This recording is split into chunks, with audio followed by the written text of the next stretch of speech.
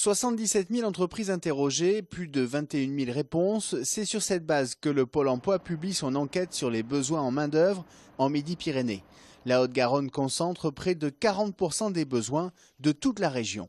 Par rapport à l'année dernière, les évolutions les plus marquantes, une augmentation des entreprises qui disent vouloir recruter en Haute-Garonne, 21% des entreprises, donc plus d'une entreprise sur 5. Deuxième élément important, donc une légère baisse des volumes de recrutement par rapport à l'année dernière, 37 100 recrutements, alors que l'année dernière on en avait 37 800, mais on reste à un haut niveau. Plus de 37 000 postes à pourvoir, la métropole toulousaine reste la deuxième plus dynamique de France. Autre tendance de 2015, des contrats moins précaires. On a beaucoup plus de contrats qu'on appelle, nous, stables, puisque 56% des contrats proposés par les entreprises en 2015 seront plutôt des contrats à durée indéterminée, des CDI, ou des contrats à durée déterminée de plus de 6 mois. L'année dernière, le chiffre était de 48%. Côté employeur, les difficultés en recrutement persistent sur les métiers d'ouvrier en nettoyage des locaux, technico-commercial ou encore ingénieur en développement de l'industrie. Et puis département dynamique ne veut pas dire baisse du taux de chômage, c'est le paradoxe haut-garonnais. Ce département, et en particulier la métropole toulousaine, est donc un département dynamique qui continue à créer de l'emploi. Ce dynamisme, il a son revers de la médaille. C'est une région qui attire des populations à la recherche de l'emploi ou qui viennent travailler. Conséquence, le nombre de créations d'emplois nettes est insuffisant pour absorber le volume de population active qui lui augmente plus vite. Un taux de chômage de 10,4% sur la métropole toulousaine contre 10% en France, en augmentation de 7% par rapport à l'an passé, contre 6,2% pour le reste du pays.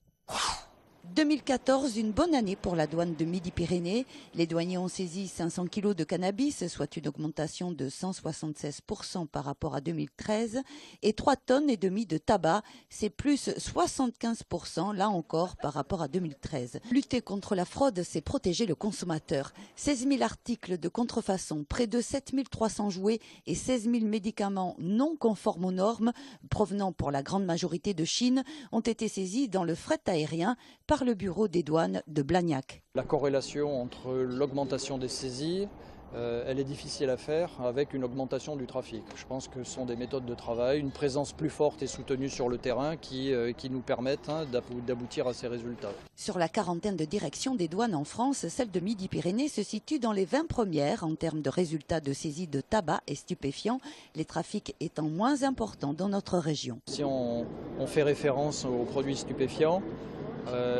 qui vient d'Afrique du Nord. Les deux axes de pénétration du territoire sont bien évidemment le Pertus et Hendaye. Donc nous on est au milieu, ça ne veut pas dire qu'il n'en passe pas. De la résine de cannabis, on en trouve sans difficulté.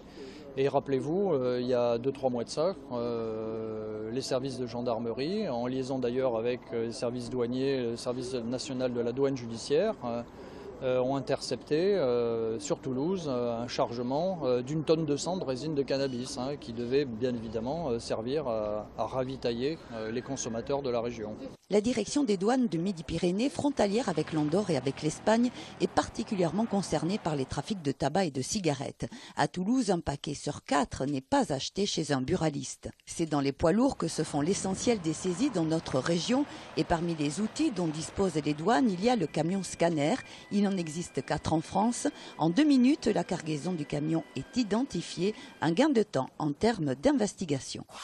L'opération maintien en Ligue 1 en bonne voie. Victorieux à Lorient, 1-0, le TFC sort du même coup de la zone rouge. Au classement, les Violets occupent même la 15e place du championnat. Toulouse se donne un peu d'air grâce à ce but de l'international danois Martin Braithwaite dès la 27e minute de jeu.